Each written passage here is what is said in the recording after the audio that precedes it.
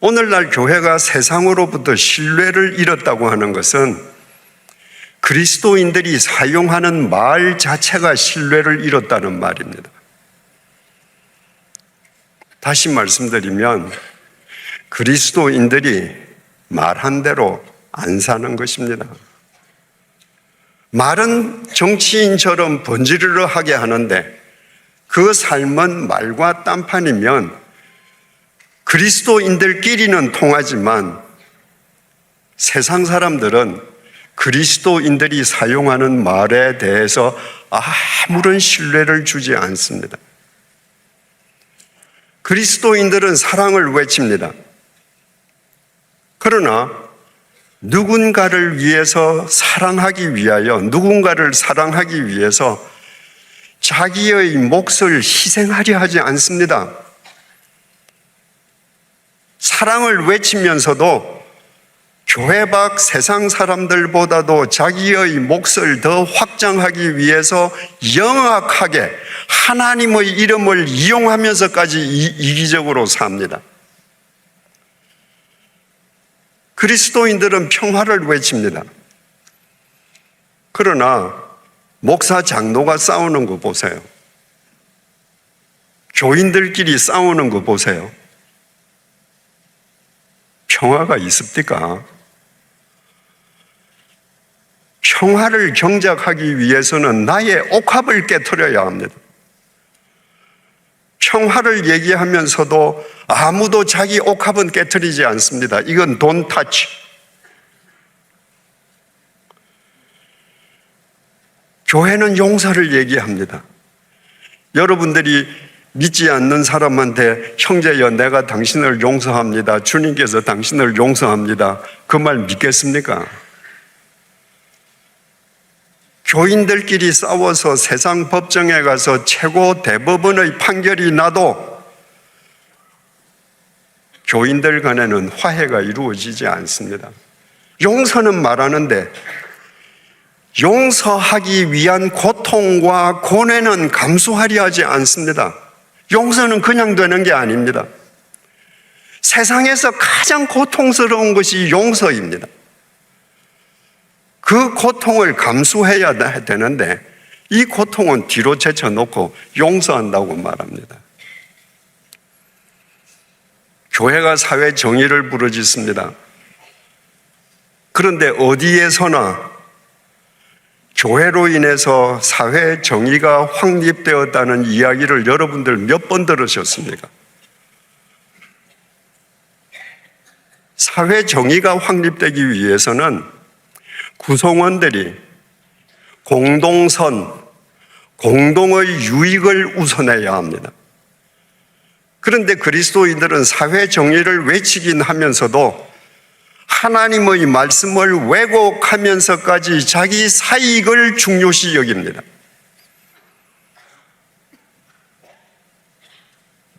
그러니 세상 사람들이 그리스도인들이 하는 말을 믿겠습니까? 세상 사람들로부터 신뢰를 상실한 사랑, 평화, 용서, 정의 여러분들이 100번 외쳐도 그건 허공을 향한 메아리일 뿐입니다. 그 신뢰를 상실한 용어들의 그 신뢰를 회복하기 위해서는 여러분들이 말대로 사는 방법밖에 없습니다. 인도의 간디가 말하지 않았습니까? 나는 예수는 좋아한다. 그러나 예수 믿는 사람들은 좋아하지 않는다. 예수 믿는 사람들은 예수의 말만 할 뿐 예수의 말대로 살지 않기 때문이다. 여러분 곱씹어 봐야 할 말입니다. 전 세계를 다녀봐도 한국 그리스도인들만큼 성경 공부에 열심인 분들이 있습니까? 오늘도 주일 낮 예배 드리시고 이 저녁 시간에 피곤한 시간에 여러분들 쉬셔야 되는데 또 나오셨습니다. 여러분들 이렇게 특심한 열심을 갖고 있습니다.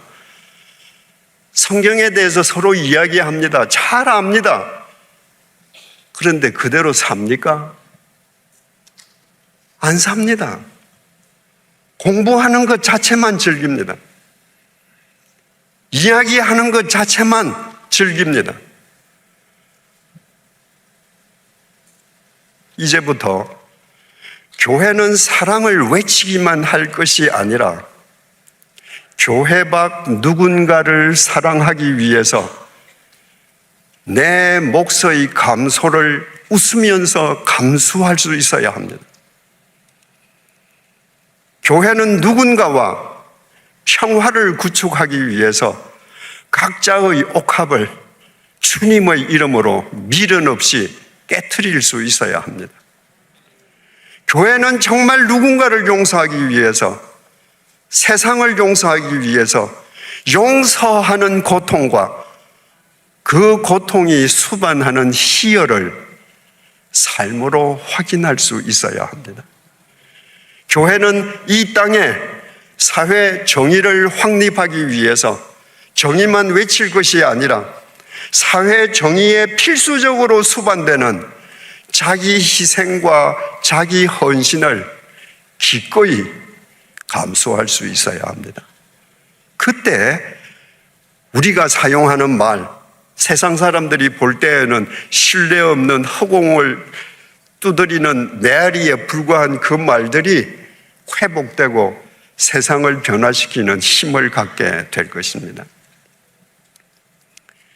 그리스도인들에 의해서 신뢰를 상실한 용어들의 신뢰를 회복시키는 것과 병행해서 시급하게 시행되어야 할 것이 또 하나 있는데요. 바로 교회 이름을, 그 교회 이름의 의미와 정신을 회복시키는 것입니다. 아주 예전에는 교회 이름이 다 동네 이름이었습니다. 그런데 70년대 대부흥기를 거치면서 더 이상 교회는 교회 이름을, 동네 이름을 짓지 않습니다. 의미 있고 아름다운 이름을 짓습니다. 의미 있고 아름다운 특별한 이름을 짓는다는 것은 바꾸어 말하면 그 교회를 구성하고 있는 공동체의 공동체적 선언입니다. 우리는 이렇게 세상 속에서 살겠습니다. 선언하는 것이 교회 이름입니다. 그런데 교회 이름은 지을 때뿐이에요. 교회 다니는 사람들은 자기 교회 이름에 대해서 생각해 보지도 않습니다. 그런 허울뿐인 이름,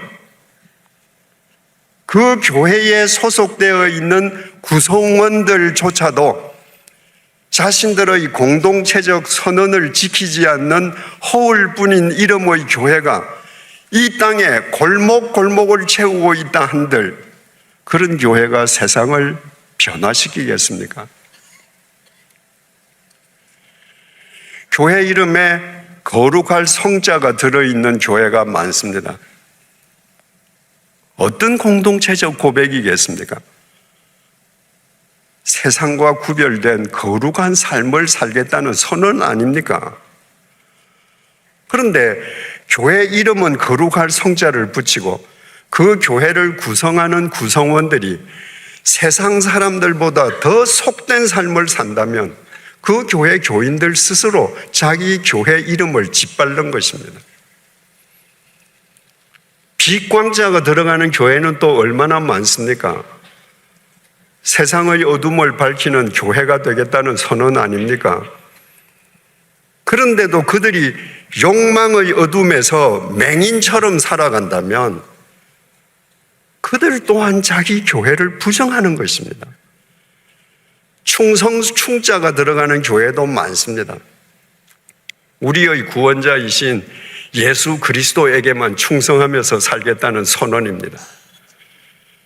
그런데 그 교회를 구성하고 있는 교인들이 정작 충성하고 있는 대상이 자기 욕망에 불과하다면 그 얼마나 우스꽝스러운 이야기입니까? 전국적으로 사랑이라는 이름이 들어간 교회 이름이 많습니다. 우리는 주님께서 가르쳐 주신 사랑대로 사람을 사랑하면서 살겠다는 선언입니다.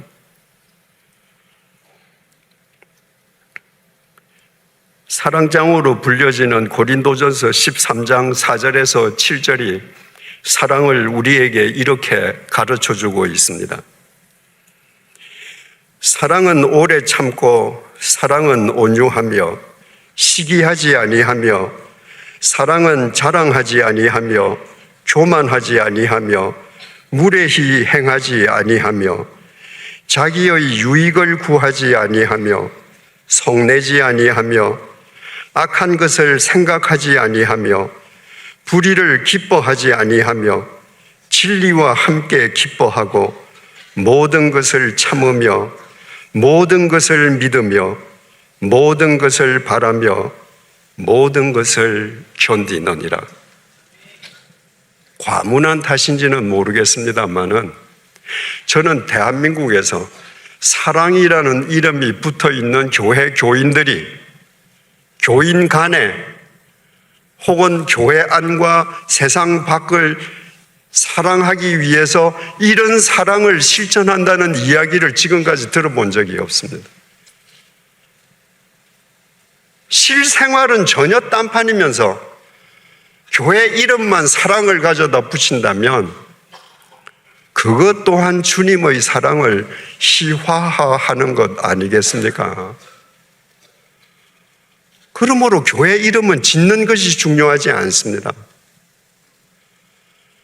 교회 이름을 짓는 것보다 그 교회 이름을 공동체의 선언으로 받아들이고 그 교회를 이루는 구성원들이 그 교회의 이름대로 이 세상에서 살아가는 그리스도인이 되는 것이 중요합니다.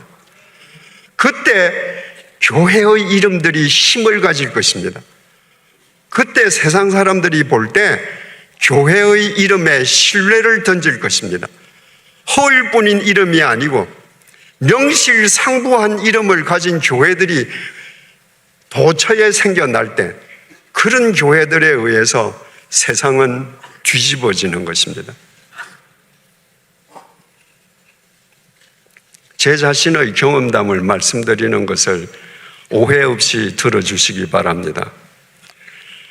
35년 전에 저희 집 2층에서 함께 성경 공부하던 몇 가정하고 정말 제 계획에 전혀 없던 교회를 개척하게 되었습니다.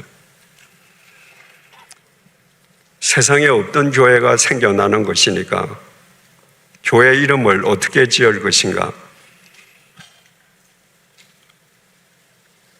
교우님들과 많은 생각을 거쳤습니다. 그리고 주님의 교회라고 명명하기로 했습니다. 베드로가 주님께 주는 그리스도시요 살아계신 하나님의 아들이십니다라고 고백했고 주님께서 반석과도 같은 그 베드로의 고백 위에 너희들의 교회가 아니라 내 교회를 세우리라 천명하시지 않았습니까? 그래서 주님만이 주인 되시는 교회를 세우자. 제가 그 이름을 주장하기까지에는 제가 40살 때, 우리 나이로 40살 때 주님의 교회가 개척되었는데 40년을 살면서 목사가 주인인 교회, 특정 장로가 주인인 교회, 이미 은퇴한 원로 목사가 주인인 교회, 돈 많은 특정 교인이 주인인 교회를 너무너무 많이 봤기 때문입니다. 그래서 어떤 인간도 이 교회에서는 주인 행세 하지 말자, 못하게 하자. 주님만 주인이심을 우리 삶으로 고백하자. 그런 의미로서 주님의 교회라고 지었습니다. 이름을 짓는 것으로 끝나는 것이 아니고 그것이 그 교회에 소속된 모든 교인들의 신앙 고백인 동시에 선언문이기 때문에 주님의 교회가 사람의 교회로 전락하지 않게끔 하기 위해서는 어떻게 해야 할 것인가? 구체적으로 실천한 사항들이 있었습니다. 첫째, 제 임기를 10년으로 제가 정했습니다. 그리고 10년이 되던 날 정확하게 교회를 떠났습니다. 제가 만약에 그런 규정을 만들지 않으면 제가 70살까지 개척 목사로서 그 교회 하면 나중에 죽을 때까지 원로 목사하겠죠. 그러면 그 교회는 이재철이 교회가 되는 겁니다. 장로님들 6년 심우하고 1년 안식년 후에 6년 심우, 총 13년 후에 장로님들 전부 다 은퇴하기로 했습니다. 그래서 주님의 교회는 원로 목사, 원로 장로를 두지 않기로 했습니다. 원로라고 하는 말을 둔다는 것 자체가 그 사람이 주인이 될 가능성을 두는 겁니다. 개신교의 핵심 사상이 만인 제사장입니다. 하나님 앞에서 모든 사람이 왕 같은 제사장이라고 베드로가 말하지 않았습니까? 그런데 로마 가톨릭 교회의 계급 제도와 구별되지 않습니다. 오늘날 개신교회는 모두가 만인 제사장인데 예배 시간에 기도는 장로님 이외에는 아무도 못합니다. 그래서 주님의 교회에서는 세례받은 20세 이상의 교인, 세례받은 지 1년 이상 되는 20세 이상의 교인은 남녀를 불문하고 모든 예배에 가나다 순으로 기도를 했습니다. 주님께서 네 오른손이 하는 거 왼손이 모르게 하라 그러셨거든요. 주님만 알게 해야죠. 그런데 제가 신학교를 들어가기 전에 교인석에 앉아서 제일 이해할 수 없었던 것 중에 하나가 왜 주보에 헌금자 이름을 쓰지? 왜 성전 꽃장 시간 사람들 이름 쓰지? 무슨 헌물을 했다고 이름 왜 쓰지? 저거 안 쓰면 주님 모르시나? 헌금 봉투에 이름 쓰지 않는다고 주님이 모르신다면 그런 무능한 주님을 왜 믿으랍니까? 그래서 헌금 봉투에서 모든 이름을 다 지웠습니다. 주님의 교회 교인들은 수억의 헌금도 모두 무명으로 했습니다. 나는 교인들이 얼마 헌금하는지 전혀 알지 못했습니다. 바리새인 율법사들이 예수님에게 가장 큰 율법이 뭐냐고 물었을 때 첫째가 하나님 사랑이고 둘째는 그와 같으니, 그와 같다는 것은 둘째라고 해서 비중이 떨어지는 게 아니고 첫째와 똑같은 비중이다 그 말입니다. 그러니까 하나님 사랑과 사람 사랑, 이웃 사랑이 제일 큰 계명이다. 그 주님의 말씀을 실천하기 위해서 교인들이 헌금하는 모든 헌금의 50%는 하나님 사랑하기 위해서, 교회를 유지하기 위해서 사용하고 50%는 이웃을 사랑하기 위해서 교회 밖으로 내보냈습니다. 주님께서 교회라고 말씀하실 때 교회는 건물이 아니거든요. 나중에 또다시 말씀드리겠습니다만은 우리 자신이거든요. 근데 70년대, 80년대에 거쳐오면서 교회가 마치 건물인 것처럼 건물을 웅장하게 지어야 좋은 교회인 것처럼 호도되던 시절이 있었습니다. 그래서 교회는 우리 자신이지 건물이 아니라는 것을 보여주기 위해서 우리는 건물을 짓지 말자, 소유하지 말자, 우리 자신을 교회로 만드는 일에 올인하자. 그래서 정신여고 요청으로 정신여고의 강당을 주님의 교회가 100% 돈을 내어서 지어드리고 그 강당 일부를 빌어서 교회로 사용했습니다. 그 당시 70년대, 80년대 교회 성장기를 거치면서요, 교회마다 교인들을 일주일 내내 교회에 붙들어 뒀습니다. 주님께서 너희는 세상의 소금이고 세상의 빛이다. 주님께서 너희들 예배당의 빛이다. 이렇게 말씀하시지 않았습니다. 그런데 일주일 내내 교회 가서 살면 좋은 교인인 것처럼, 일주일 내내 교인들을 교회 안에 붙들어주면 그 교회가 좋은 교회인 것처럼 천만에요. 그건 교회를 개토화시키는 겁니다.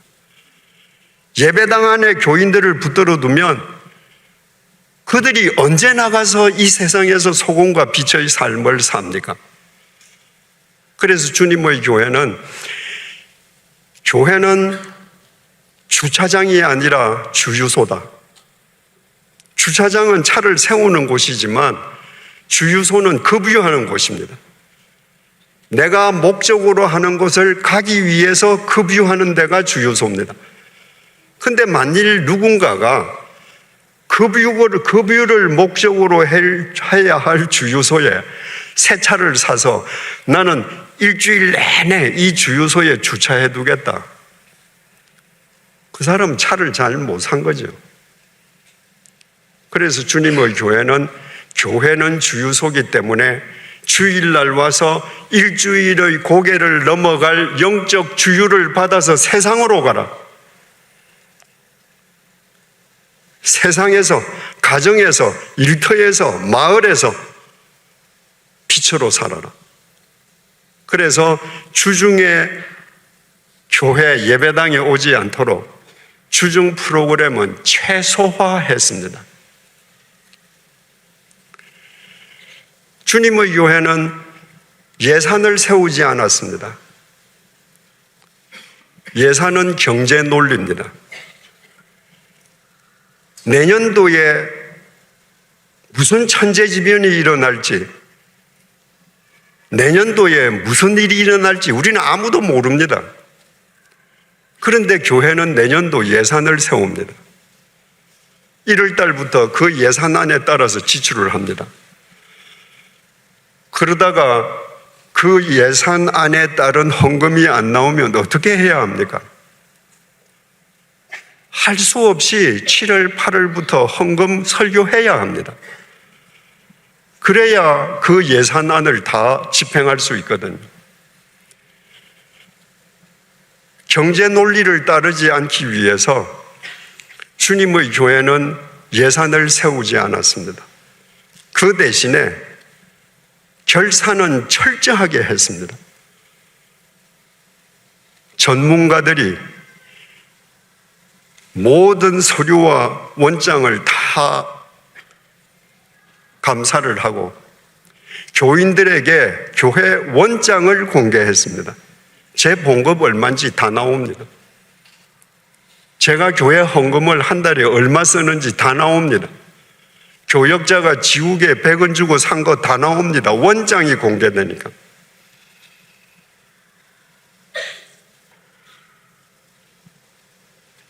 그러면 헌금이 함부로 쓰여질 수 없죠. 주님의 교회니까 주님만을 위해서 쓰여지게 되는 거죠.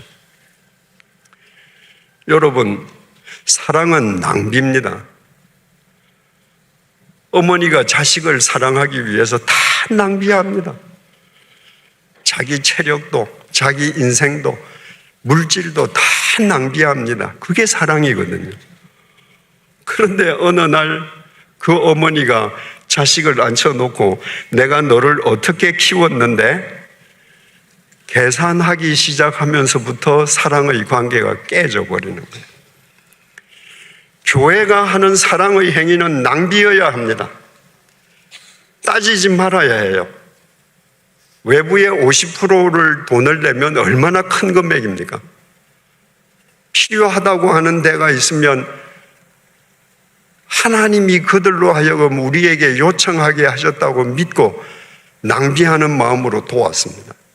그러나 사랑이 낭비이기 때문에 사랑의 낭비를 하기 위해서 낭비하지 말아야 될 것은 절대 낭비하지 않았습니다. 주보, A4 용지 흑백 주보 한 장으로 만들었습니다. 주보가 화려할 이유가 없거든요. 이 교회에 꽃이 없어서 정말 참 마음에 듭니다. 제가 목회하던 교회에 강단에 어디 꽃 한 송이 둔 적이 없습니다. 왜? 하나님의 말씀보다 아름다운 것이 없습니다. 근데 왜 돈 들여서 꽃으로 장식합니까? 예배당은 하나님의 말씀으로 장식이 돼야죠. 저는 10년을 목회를 하고 주님의 교회를 떠났습니다. 그리고 주님의 교회에서 주님의 교회라는 공동체적 선언, 그 주님의 교회 이름답게 교인들이 살기 위해서 모든 것을 실행했던 것이 그 이후에 제네바 한인교회 100주년 기념교회의 토대가 되었으면 두말할 나위가 없습니다. 제가 떠난 지가 25년 되었고 주님의 교회가 창립된 지는 35주년이 됩니다. 감사한 것은요, 제가 떠난 지가 25년이 지났는데도 현재의 주님의 교회 교인들은 35년 전에 제정한 주님의 교회라고 했던 그 공동체적 선언을 그대로 지키기 위해서 우리가 만들었던 모든 사항들을 지금도 준수하고 있다는 겁니다.